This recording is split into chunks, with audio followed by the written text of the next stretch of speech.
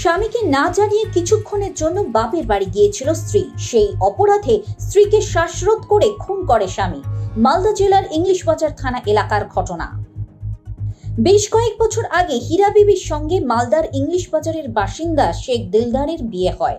বিয়ের পর থেকেই নানান অজুহাতে হীরা বিবির ওপর চলত শারীরিক ও মানসিক নির্যাতন। স্বামী শেখ দিলদারের প্রত্যেক দিনের এই নির্যাতন সহ্য করতে না পেরে একদিন স্বামীকে না জানিয়ে কিছুক্ষণের জন্য বাপের বাড়ি যান হীরা বিবি। বাড়ি ফিরে স্ত্রীকে দেখতে না পেয়ে অগ্নিশর্মা হয়ে স্ত্রীকে খুন করেন স্বামী। মৃতার বাবার অভিযোগের ভিত্তিতে খুনের মামলা দায়ের করা হয় ইংলিশ বাজার থানায়। তদন্তভার নেন তদানীন্তন সাব ইন্সপেক্টর ঋত্বিক সরকার, যিনি যাবতীয় তথ্য প্রমাণ একত্রিত করে জমা করেন চার্জশিট।